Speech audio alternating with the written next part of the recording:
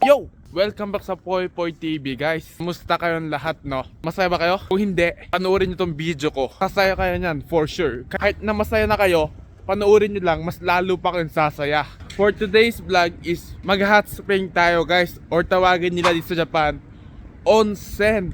Pag makulimlim dito sa Japan, masarap mag-onsen. Para lang sa Pilipinas, pag mainit, masarap mag-pool. Parang ganun lang siya.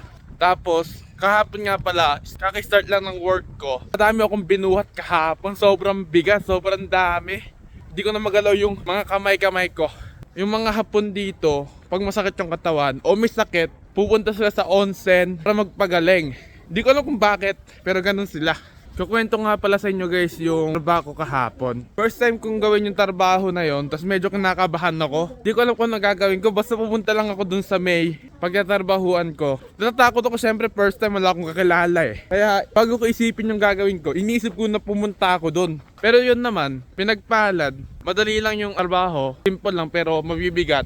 Kaya nagka-muscle pain tayo. Pero saglit lang siya, mga wala pang 1 hour 30 minutes.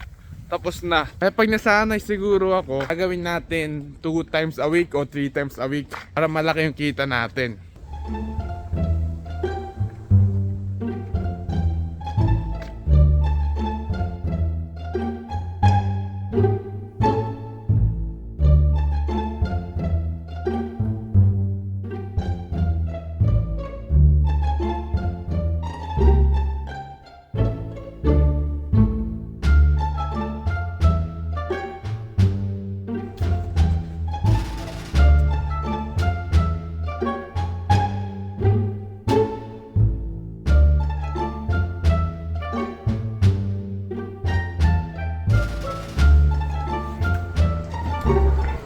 Maglalobat na yung phone ko na to guys, kaya mahiram muna tayo charger.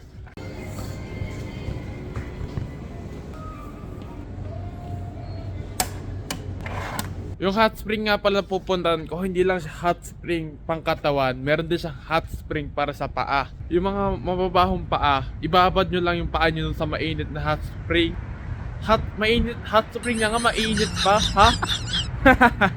Ibabad nyo lang yung paa nyo sa hot spring na pampaa, babango daw. Kaya try gagawin natin.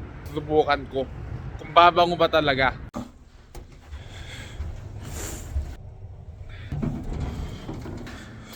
Ko na. Tapos na tayo maligo guys, pupunta tayo sa may 4th floor kasi andun yung hot spring para sa paa. Sa 5th floor pala guys.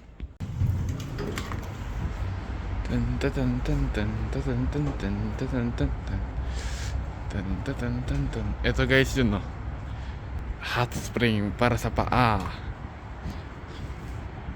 Ito yung view.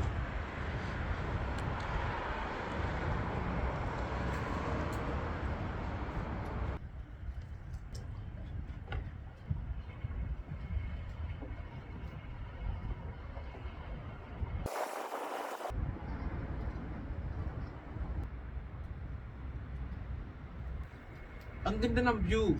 Really? Yes. You are my best view. Yeah. Kakatapos lang natin maligo, guys. Kaya nakalabas na ako. Pero kaya magpatay ng ulan dito sa may parking. May CCTV camera. Hello. Hello. Mapapanood nila ako sa monitor. Yung mga nagga-guard. Tignan muna natin bago tumigil yung ulan. Pero real talk, yung paa ko hindi na mabaho ngayon. Totoo yung sinasabi nila, yung paa mo hindi pabaho pag doon ka sa may hot spring para sa paa. Kaya guys, bago tayo umuwi, kakain muna tayo, sasubihin na tayo. Naghintay ako guys sa kainan, nakapila ako, madaming tao eh. Yo guys! Pauwi na ako guys. Nakauwi na tayo sa ating mahiwagang bahay guys. Nakauwi na nga pala ako guys sa mahiwagang bahayan. Ba't tinawag ko itong mahiwaga? Wala lang. Gusto ko lang tawagin. Gagawin natin nito, mag-e-edit tayo para yung post ko mamaya. Ganun. 5 times a week o 4 times a week o 3 times a week makapag-post tayo. That's all for today! Hanggang dito na yung vlog natin guys. Sarap ng pakiramdam ko ngayon kasi galing ko sa hot spring. Alam niyo yun, pag naligo ka na mainit, pagkalabas mo malamig, parang yung puso mo, yung pakiramdam mo mag-refresh, puso. Pakiramdam mo mag-refresh. Guys, pag pagod kayo o may naramdaman kayong masama sa katawan, magbabad na rin kayo sa mainit na tubig. Pwede yan. Mas maganda pa yan kaysa uminom kayo ng gamot. Pwede yan! Nag-enjoy ba kayo sa vlog natin for today? Don't forget to subscribe. Don't forget to click the share button. And syempre, huwag nyo kakalimutan mag-like and comment, ne? Kahit anong comment nyo guys, i-replyan natin yan. Syempre, mahalaga kayo para sa akin, eh. Bye!